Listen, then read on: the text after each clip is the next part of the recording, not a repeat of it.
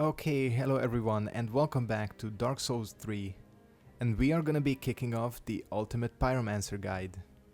This one should be a lot of fun. Pyromancy has always been kind of, I feel like, the most entertaining magic, because it has like a good variety. You know, it has support spells, offensive spells, weapon buffs. It pretty much has everything, and Pyromancy is a little different in this game because in the previous games it actually used to require no statistics. As long as you had the attunement slot and the pyro glove, you were basically good to go.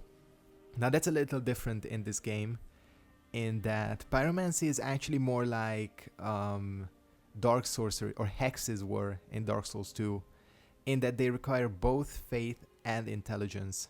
So this is gonna be kind of a spread out build that we're gonna be having. Gonna be putting a lot of points both into faith and intelligence, but we're gonna be focusing exclusively on Pyromancy. I already set up my character a few days ago. Eliphas, named after a villain in one of the coolest RTSs of the past decade, Dawn of War Dark Crusade. Chose the fire gem because it seems appropriate. Why not? Let's go ahead and get started here. We're gonna check out what we start with once we get through here. But again, if you haven't watched one of my quote-unquote ultimate guides before, I'm gonna be getting the spells. This was the miracle or the sorcerer guide, all the catalysts, but since this is pyro, there are no catalysts besides the pyro glove. All the weapons that relate to pyromancy, so basically all the weapons that have flame scaling, and I don't know if there are weapons that can cast pyromancies or not, but we'll see. Of course, when I mean all the weapons, I mean that I am gonna compromise with boss souls. By that I mean if I can make a fire weapon or a spell, I'm 100% gonna go for spells. There are of course no bonfire aesthetics in this game, so that is not an option, so we're gonna have to make some choices.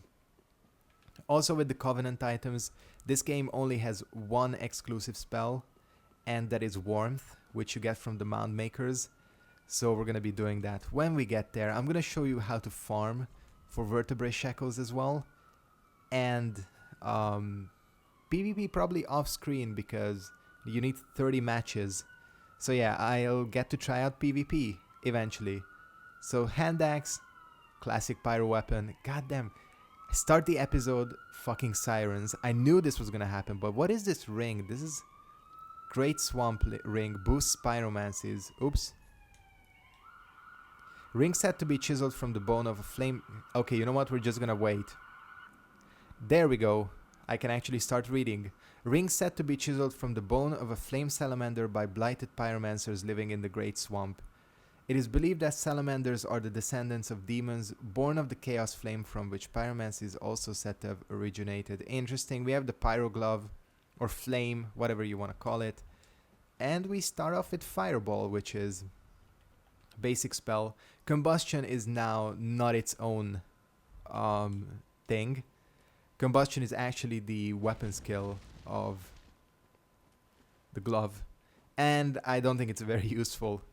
Anyways, let's get moving here in the cemetery. We're dealing decent damage. This guy actually starts out with decent stats. No longer level 1, of course, like he was in Dark Souls 1. And of course, Dark Souls 2 did not have a Pyromancer class, I think. Wait, did it? No, I don't think that Dark Souls 2 had a Pyromancer. Of course, because we're gonna be focusing on spells, and I'll try to use spells as much as I can throughout this playthrough.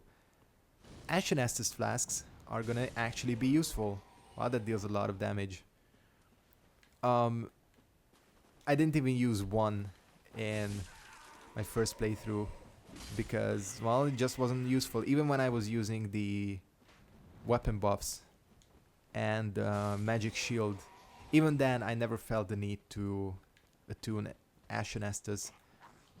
But with this it might be different. Hey, an actual parry. Just trying to show off. I don't know why. Kind of pointless, really. Fading Soul. Of course, I think first, for the first few areas, until I pick up a few Estus Flask Shards, I am gonna go with just having 4 Estus, because I think overall most of the bonfires, especially early on, are near enough to each other. Let's see if I can beat this guy. Okay, he doesn't take as much damage as I thought from Pyro. I'm gonna try him once because I'm interested. Problem with the hand axe is that it has shit. Absolutely shit range.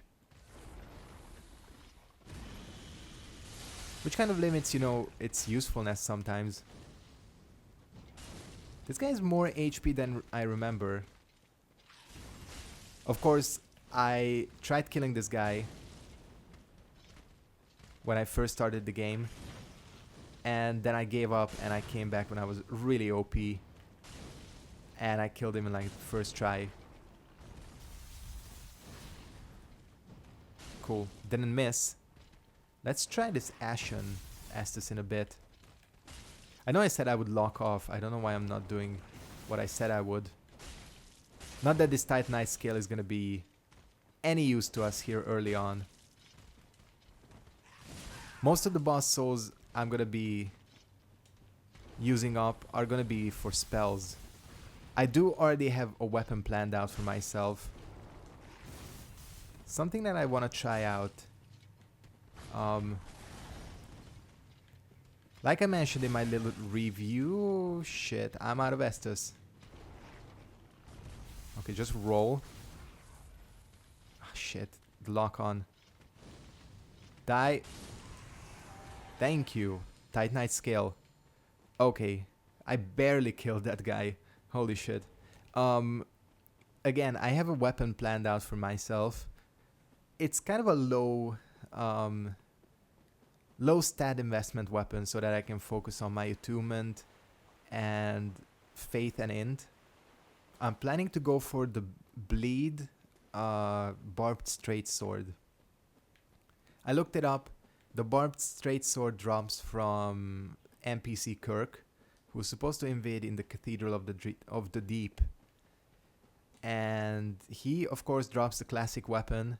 And I think I'm gonna take it along the bleed path because I'm really interested. I've heard that all of the weapon infusion paths in this game are actually really good.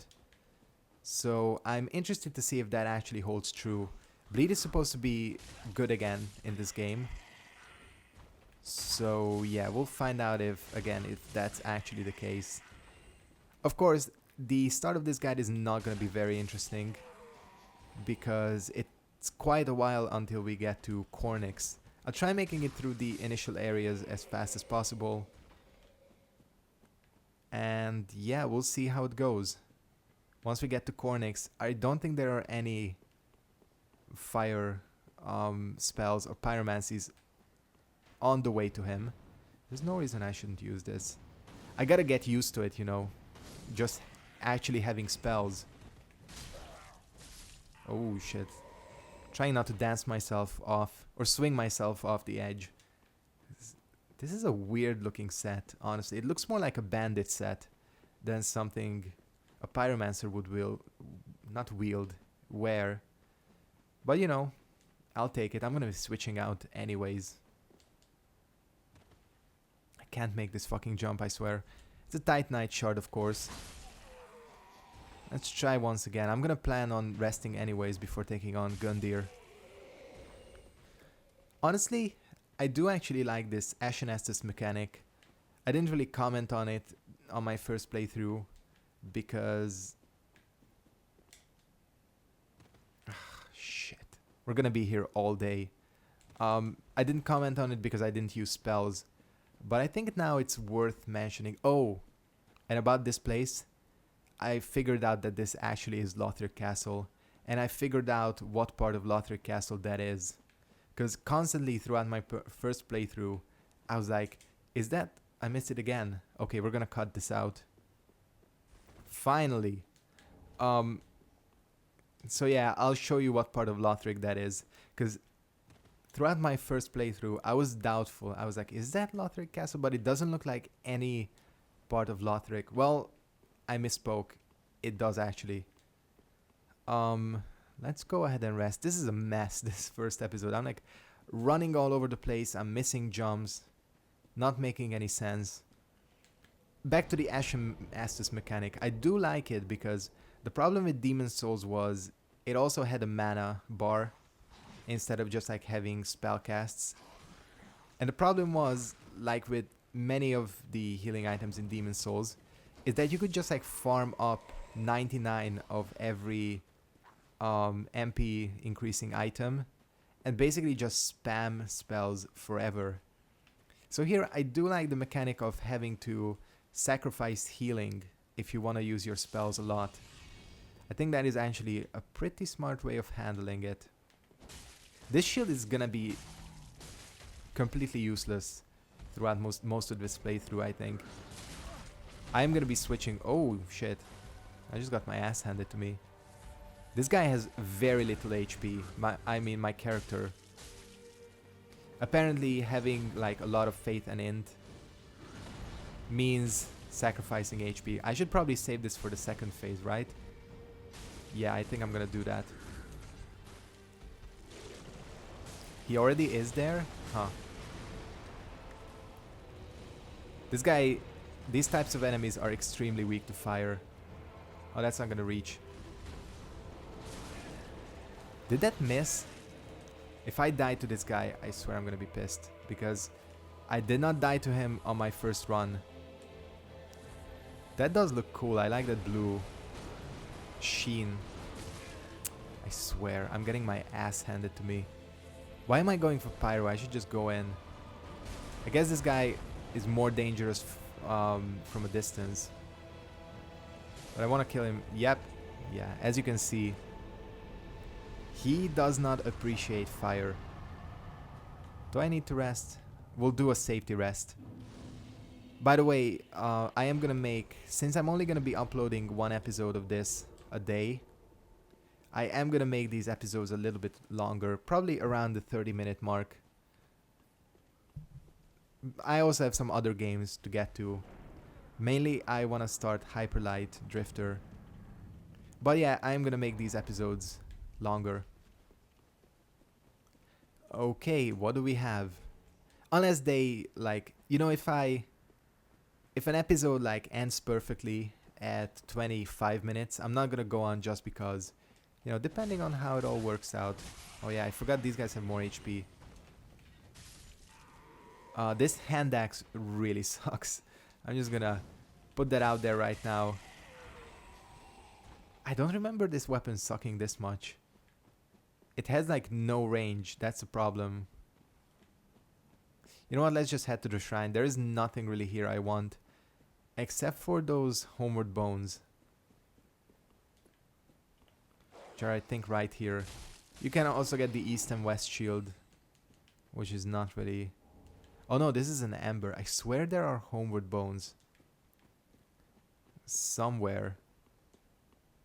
Maybe you have to get inside the shrine. Maybe. Anyways, yeah, I think there are... This is where they are.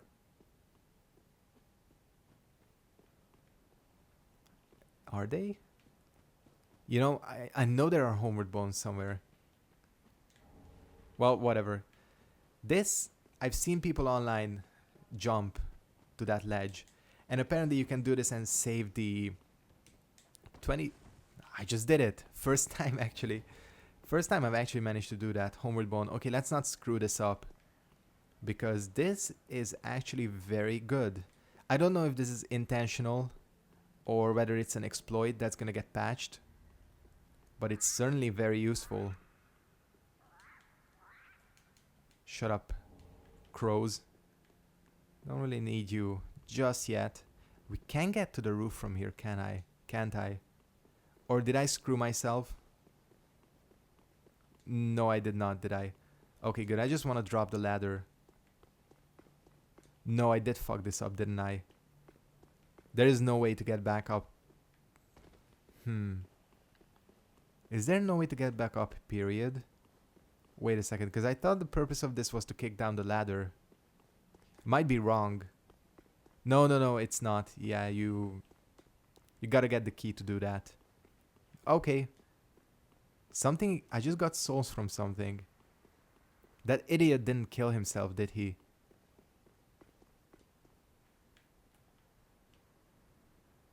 I don't see him. Did he off himself by accident? Because I just got a lot of souls. From somewhere. How the hell did he do that? What the fuck? Did he seriously kill himself? No, that can't be. He must be around here somewhere. You know what? There's one way to find out. I gotta see. Because if he did kill himself... Because I heard... I might have just misheard because I swear I got some souls. Unless you're supposed to have 9,000 souls after killing Udex. If the katana is here, then he did kill himself. Alright. Come on, load game. What the hell? What an idiot. Because people, you know, like, sometimes intentionally push him off. And he just offed himself. Well, thank you for that. I guess this is going pretty well. This first episode. Alright, get another ember. I did end up just collecting everything in the end, didn't I? Okay, let's actually get to Firelink Shrine. This means I have a lot more souls now than I really should. Let's go ahead and talk to the Firekeeper. And let's start leveling up a little bit. Let's get more HP.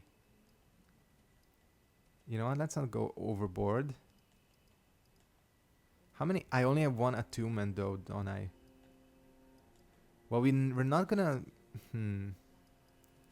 This guy pretty much starts with shit, everything. I will need to bring this up to 11, but that's about it. Low luck as well, which kind of sucks, I guess. I should really do this, just like this. Yeah, I think this is what we're gonna do. I always prefer getting S's, not S's, attunement slots early. Because then, you know, I get distracted and by the time I can buy more spells, I'm like, oh fuck, I don't have any attunement slots. I'm also gonna use up these consumable souls. 2 of these and 2 of these, and I think we are gonna make this weapon into the fire upgrade path if we can. I think I have enough souls. Sup, Andre? Alright. No, we wanna infuse. Why not? The thing is, a lot of the enemies, especially early on... Oh yeah, my flask. Reinforce Estus. I think we'll leave it like this. Or should I get 5? Now, you know what, we'll keep 1 Ashen. Just so that I can use my spells. I'm gonna go ahead and... Should I talk to Ludleth? There's really no need now. Don't think I need to talk to you. You, I'm just gonna talk to you because I think I must have screwed up his quest line. Because this guy just disappeared. Around halfway, basically after the Abyss Watchers. And he never reappeared. And I don't know if I screwed up something, except when you could summon him. Again, I don't know if I screwed up something or what, but it's certainly suspicious. I'm gonna try doing his quest line. Don't know what it actually is. I think it has to do something with the dragons. Oh yeah, that's also another thing. This playthrough, we are gonna be going to Archdragon Peak and taking on the Nameless King. one of the two bosses that I missed. And the area that I completely missed because, you know, I just didn't connect it that the Path of the Dragon leads to a new area, not a new covenant. There isn't actually a dragon covenant in this game. Here we are, High Wall of Lothric. Let's go ahead and rest up. I think we're fine in terms of equipment layout. Again, the early on part of this game is gonna be pretty easy because, well, oh shit. Almost all of the enemies are weak to fire. So yeah, we also have a ranged option. So you know, you get the idea. Still, this hand axe is pretty shit. Might also go ahead and pick up the deep axe if I can, depending on whether I can get past the dragon or not.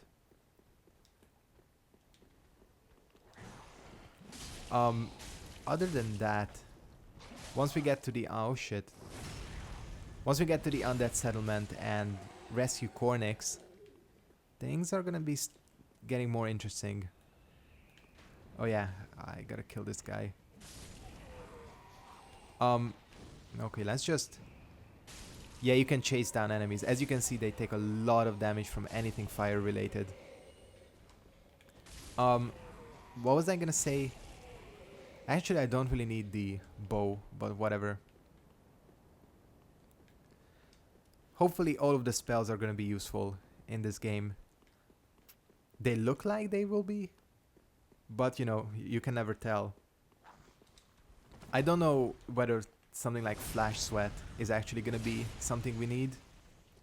The thing is, a lot of these spells, you know, like Homeward and Flash Sweat. Oh shit, I should not have taken that trade. Yeah, like Homeward, Flash Sweat, things like that. They're not terrible spells, it's just like, it's more of the attunement. They're not worth wasting an attunement slot for, except in like specific situations. With Flash Sweat, I'll probably be able to make it to the lava area in the... I'm just gonna call it the Demon Ruins. But it's Smoldering Lake. Because I saw treasures there. And even back when I was doing the first playthrough, I was like, you definitely need Flash Sweat to get through there.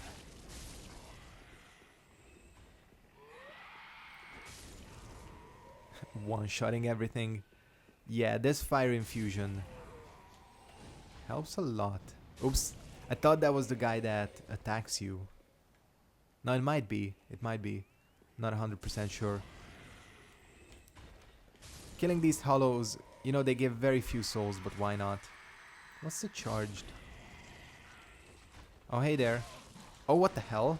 There's this many of them here? Perfect use of... Oh, he blocked it. Again, combustion in this game, pretty useless. I'll try maybe showing it off, but... I mean, combustion was kind of useless in the other games too. That was a long run he just did. Yeah, this is... It doesn't even deal that much damage. It's more of like a gimmick, I think. But you know, great combustion, that's something else. This I want. And there, that tower is what you see from Firelink Shrine. I'm gonna show it to you. At least I think it certainly looks extremely similar. Do you see that part? That really sharp looking tower and the other one connected by a bridge? Behind that is Firelink Shrine. At least I think. They certainly look very much alike. So yeah, that's what I figured out. So it is the back of Lothric Castle you see. So that put my mind at ease because I could not for the life of me figure out what castle we saw from there. But it's Lothric, so we're good, we're good. Should not be taking... Oh, I'm just swinging like an idiot. That actually killed. I'm surprised. What are the stats on this shield though? Let's check it out. 52, 63. Yeah, this is bad. This is just a bad shield. I'm gonna ditch it as soon as I can. Since I'm not gonna be increasing my strength and dex too much, I don't actually know what shield would be good for me. Maybe because I'm using pyro, I could go shieldless. But I'm just like piercing it. Now I think this is just a theory. And it's probably gonna get me killed, but I think if you make a run for it... Yep, you can do it. And it lagged the game for some reason. I have a ton of these guys on my ass. Maybe this hand axe isn't so bad. This R2 moveset is very handy actually.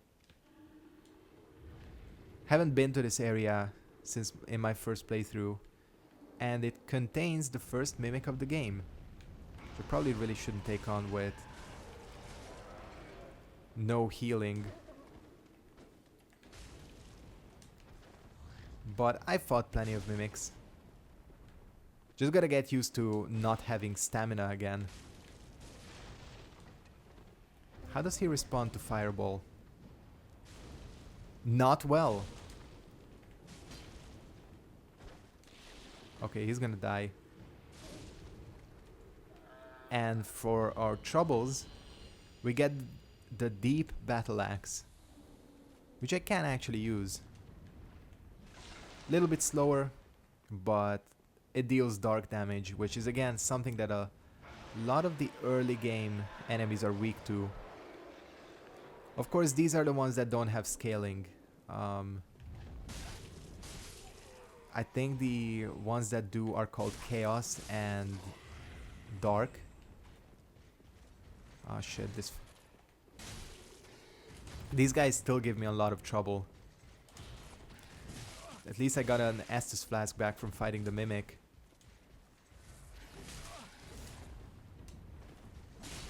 Why do these guys give me so much trouble? All throughout this game. These Lothric Knights. They're probably designed really well, that's the thing. I should have used my Ashen Hand. Oh shit. If it kills me, I'm gonna be pissed. Okay, good. They're probably designed really well. They have a pretty tricky moveset. Got lucky with that shard. Think I can get this weapon upgraded a little bit. This Deep Battle Axe. Again, it's gonna be a while until we get to the cathedral. But yeah, let's go ahead and rest up. God, I'm already 28 minutes in. We'll go on for a little bit more. Okay, wait for him to leave. And we can take out these assassins. The Battle Axe actually seems a lot faster in this game than it did in Dark Souls 1 and 2. In 2 it had a different moveset. It looks like the Battle Axe has a different moveset in every game.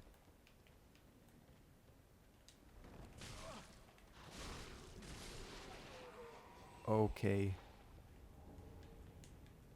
Took most of them out. I always think there's one more, but there isn't. Why am I coming down here? I don't have the key yet. Ooh. Does take more stamina though. Let's go ahead and climb back up because I think we're gonna go ahead instead. Again, no use going down there until I have the key to Grey Rat.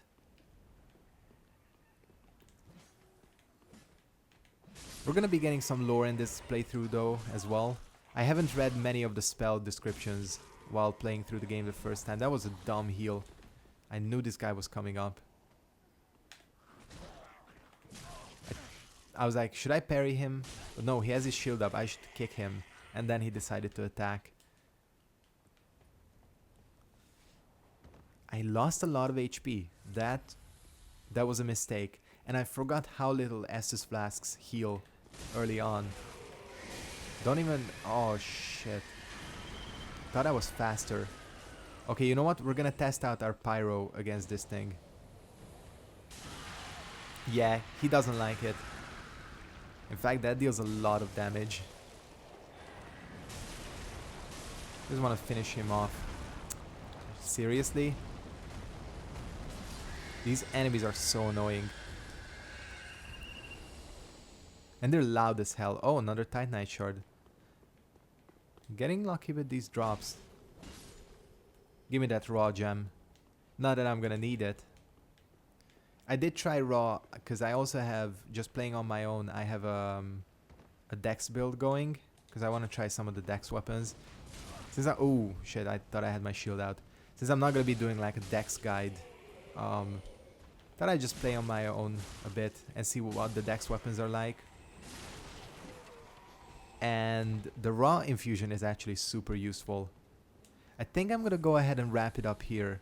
I want to thank you guys very much for watching. Hope you enjoyed episode 1 of the Pyro Guide. Again, we're probably gonna be like a couple of episodes into the playthrough where things start getting interesting. We basically just have to loop around, unlock the shortcut, get to Emma, kill Vort, and then we're in the Undead Settlement, and getting to Cornix is not that difficult. So yeah, hope you enjoyed part 1 of this guide. I'm gonna, in the description, leave a list of everything I'm gonna be picking up throughout this playthrough. And then of course in the next, in the consequent videos, I'm gonna leave what I pick up in that episode and the timestamp at where I find it. So that's how it's gonna go. Thank you guys very much for watching. Hope you enjoyed, and I'll see all of you next time. Goodbye.